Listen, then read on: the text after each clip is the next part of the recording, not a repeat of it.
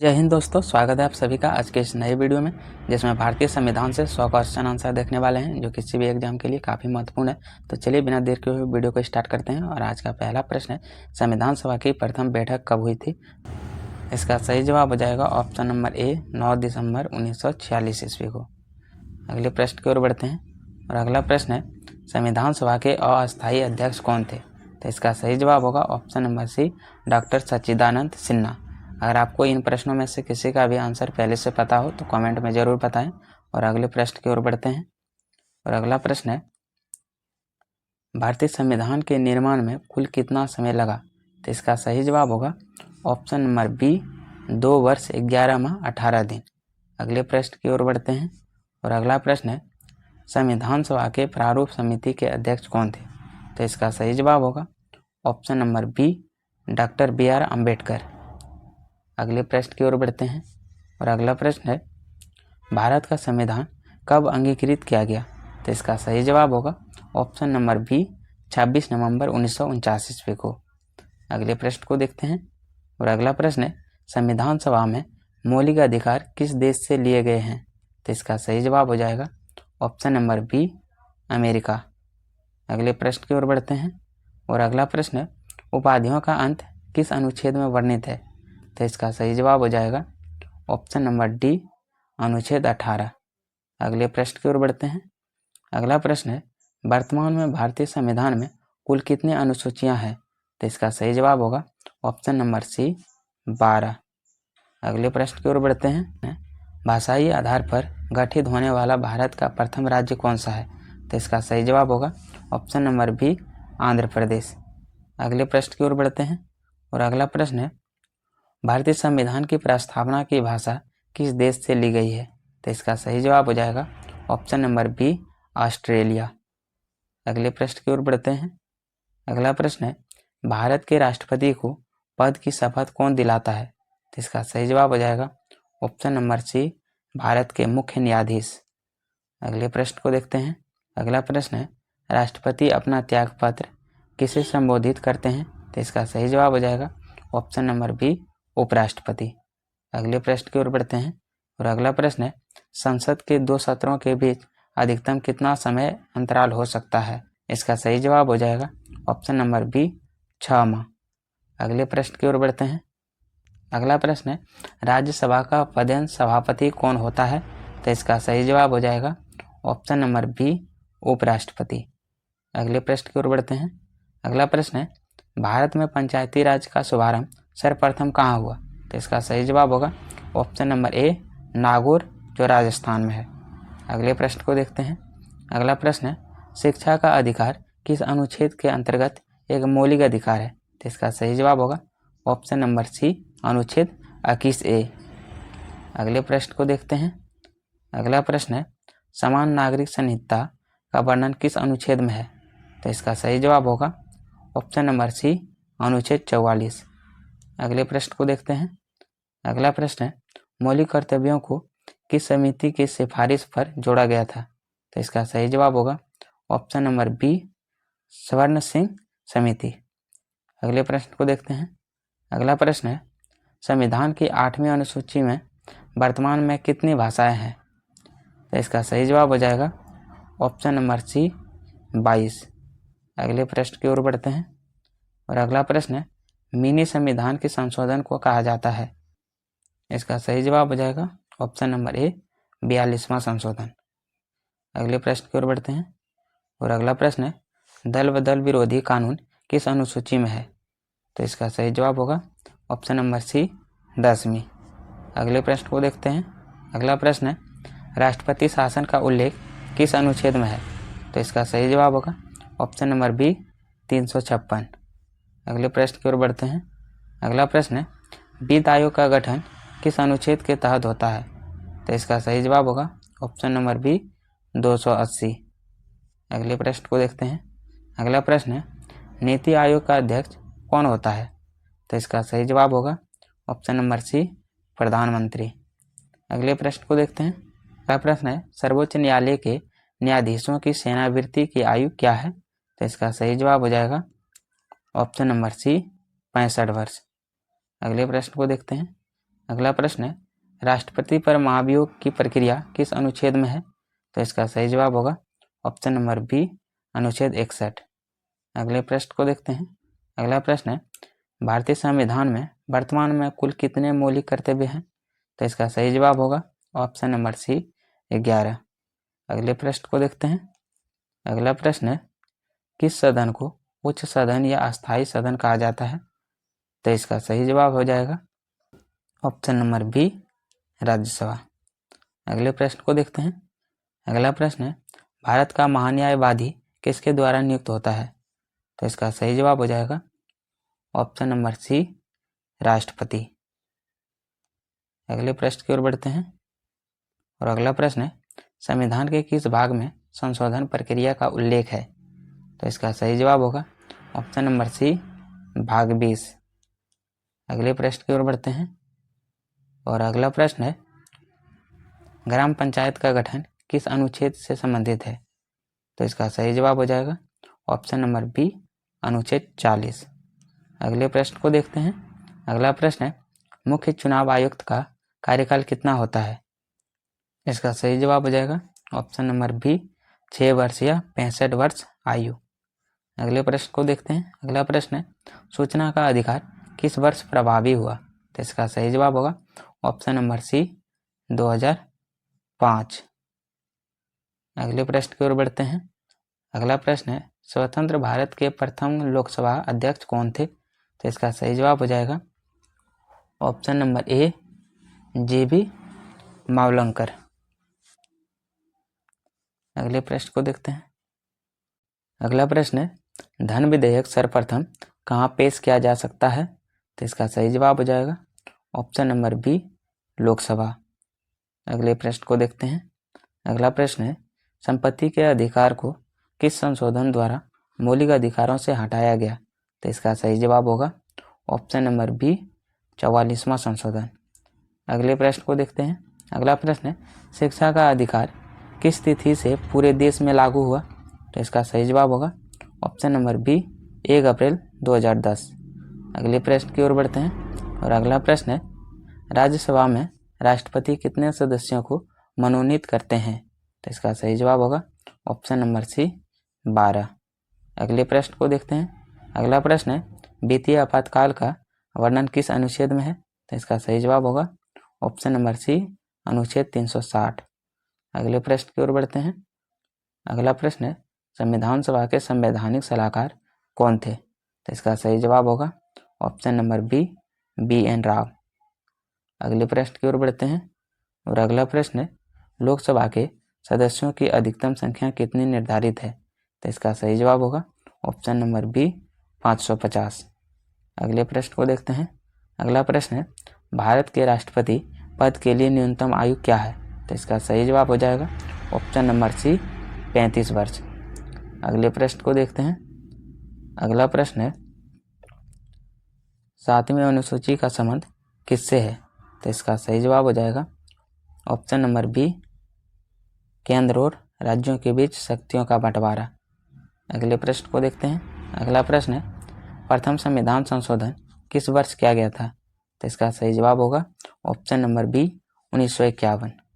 अगले प्रश्न को देखते हैं। अगला प्रश्न है, राज्य का सर्वोच्च विधि अधिकारी कौन होता है? तो इसका सही जवाब हो जाएगा ऑप्शन नंबर बी, महाधिवक्ता। अगले प्रश्न को देखते हैं। अगला प्रश्न है, मौलिक अधिकारों का रक्षक किसे कहा जाता है? तो इसका सही जवाब हो जाएगा ऑप्शन नंबर सी, सर्वोच्च एवं उच्च न्यायालय। अगले प्रश्न को देखते हैं। अगला प्रश्न है, मतदान की आयु 21 वर्ष से घटाकर 18 वर्ष किस संशोधन द्वारा की गई? तो इसका सही जवाब हो जाएगा ऑप्शन नंबर सी, 61वां संशोधन। अगले प्रश्न की ओर बढ़ते हैं और अगला प्रश्न है, नगर पालिकाओं को संवैधानिक दर्जा किस संशोधन से मिला? तो इसका सही जवाब हो जाएगा ऑप्शन नंबर बी, 74वां संशोधन। अगले प्रश्न को देखते हैं। अगला प्रश्न है, डॉक्टर अंबेडकर ने किस अनुच्छेद को संविधान की आत्मा कहा था? तो इसका सही जवाब हो जाएगा ऑप्शन नंबर डी, अनुच्छेद 32। अगले प्रश्न को देखते हैं। अगला प्रश्न है, भारत के प्रथम उपराष्ट्रपति कौन थे? तो इसका सही जवाब हो जाएगा option number B, doctor S Radhakrishnan. और अगला प्रश्न है, भारतीय संसद में शून्यकाल कब शुरू हुआ? तो इसका सही जवाब होगा ऑप्शन नंबर बी 1962। अगले प्रश्न की ओर बढ़ते हैं और अगला प्रश्न है, धन विधेयक पर राज्यसभा कितने दिनों तक विचार कर सकती है? तो इसका सही जवाब हो जाएगा ऑप्शन नंबर बी 14 दिन। अगले प्रश्न को देखते हैं। अगला प्रश्न है, राष्ट्रपति को क्षमादान की शक्ति किस अनुच्छेद में प्राप्त है? तो इसका सही जवाब हो जाएगा ऑप्शन नंबर बी अनुच्छेद 72। अगले प्रश्न को देखते हैं। अगला प्रश्न है, सिक्किम को पूर्ण राज्य का दर्जा किस वर्ष मिला? तो इसका सही जवाब हो जाएगा ऑप्शन नंबर सी 1975। अगले प्रश्न की ओर बढ़ते हैं और अगला प्रश्न है, संविधान सभा में कुल कितने महिला सदस्य शामिल थे? तो इसका सही जवाब हो जाएगा ऑप्शन नंबर सी 15। अगले प्रश्न को देखते हैं। अगला प्रश्न है, प्रस्तावना में समाजवादी और धर्मनिरपेक्ष शब्द कब जोड़े गए? तो इसका सही जवाब हो जाएगा ऑप्शन नंबर ए 42वें संशोधन 1976। अगले प्रश्न को देखते हैं। अगला प्रश्न है, प्राण एवं दैहिक स्वतंत्रता का अधिकार किस अनुच्छेद में है? तो इसका सही जवाब हो जाएगा ऑप्शन नंबर सी अनुच्छेद 21। अगले प्रश्न को देखते हैं। अगला प्रश्न है, राज्यपाल की नियुक्ति किसके द्वारा की जाती है? तो इसका सही जवाब होगा ऑप्शन नंबर सी राष्ट्रपति। अगले प्रश्न को देखते हैं। अगला प्रश्न है, विधानसभा का चुनाव लड़ने के लिए न्यूनतम आयु क्या है? तो इसका सही जवाब हो जाएगा ऑप्शन नंबर सी 25 वर्ष। अगले प्रश्न की ओर बढ़ते हैं और अगला प्रश्न है, लोक लेखा समिति में लोकसभा के कितने सदस्य होते हैं? तो इसका सही जवाब हो जाएगा ऑप्शन नंबर बी 15। अगले प्रश्न की ओर बढ़ते हैं। अगला प्रश्न है, भारतीय संविधान में गणतंत्र की अवधारणा कहाँ से ली गई है? तो इसका सही जवाब हो जाएगा ऑप्शन नंबर बी फ्रांस। अगले प्रश्न को देखते हैं। अगला प्रश्न है, संविधान के किस भाग में नगर पालिकाओं का वर्णन है? तो इसका सही जवाब हो जाएगा ऑप्शन नंबर बी भाग 9A। अगले प्रश्न को देखते हैं। अगला प्रश्न है, मुख्य चुनाव आयुक्त को पद से कैसे हटाया जा सकता है? तो इसका सही जवाब हो जाएगा ऑप्शन नंबर सी संसद में महाभियोग जैसी प्रक्रिया से। अगले प्रश्न को देखते हैं। अगला प्रश्न है, राष्ट्रीय ध्वज तिरंगा को आधिकारिक रूप से कब अपनाया गया? तो इसका सही जवाब हो जाएगा ऑप्शन नंबर बी 22 जुलाई 1947 को। अगले प्रश्न की ओर बढ़ते हैं। अगला प्रश्न है, संविधान की व्याख्या करने का अंतिम अधिकार किसके पास है? तो इसका सही जवाब होगा ऑप्शन नंबर सी सर्वोच्च न्यायालय। अगले प्रश्न को देखते हैं। अगला प्रश्न है, 11वीं अनुसूची में पंचायतों के लिए कितने कार्य विषय बताए गए हैं? तो इसका सही जवाब हो जाएगा ऑप्शन नंबर सी 29। अगले प्रश्न को देखते हैं। अगला प्रश्न है, आपातकाल में कौन से मौलिक अधिकार निलंबित नहीं होते? तो इसका सही जवाब होगा ऑप्शन नंबर सी अनुच्छेद 20 और 21। अगले प्रश्न को देखते हैं और अगला प्रश्न है, नीति आयोग ने किस संस्था का स्थान लिया है? तो इसका सही जवाब होगा ऑप्शन नंबर बी योजना आयोग। अगले प्रश्न की ओर बढ़ते हैं। अगला प्रश्न है, पुलिस और जेल किस सूची के विषय है? तो इसका सही जवाब रहेगा ऑप्शन नंबर बी राज्य सूची। अगला प्रश्न है, संसद के संयुक्त सत्र का अध्यक्षता कौन करता है? तो इसका सही जवाब हो जाएगा ऑप्शन नंबर सी लोकसभा अध्यक्ष। अगले प्रश्न को देखते हैं। अगला प्रश्न है, राज्यसभा सदस्यों का चुनाव किसके द्वारा किया जाता है? तो इसका सही जवाब हो जाएगा ऑप्शन नंबर बी विधानसभा के निर्वाचित सदस्यों द्वारा। अगले प्रश्न को देखते हैं। अगला प्रश्न है, भारत के नियंत्रक और महालेखा परीक्षक का कार्यकाल क्या है? इसका सही जवाब होगा ऑप्शन नंबर बी 6 वर्ष या 65 वर्ष आयु। अगले प्रश्न को देखते हैं। अगला प्रश्न है, उच्च न्यायालय के न्यायाधीशों को पद की शपथ कौन दिलाता है? तो इसका सही जवाब होगा ऑप्शन नंबर सी राज्यपाल। अगले प्रश्न को देखते हैं। अगला प्रश्न है, आंतरिक अशांति के आधार पर देश में पहली बार आपातकाल कब लगा? तो इसका सही जवाब हो जाएगा ऑप्शन नंबर सी 1975 को। अगले प्रश्न को देखते हैं। अगला प्रश्न है, भारतीय संविधान में एकल नागरिकता का प्रावधान कहाँ से लिया गया है? तो इसका सही जवाब हो जाएगा ऑप्शन नंबर बी ब्रिटेन। अगले प्रश्न को देखते हैं। अगला प्रश्न है, लोकसभा की प्रथम महिला अध्यक्ष कौन थी? तो इसका सही जवाब हो जाएगा option number B, Meera Kumar.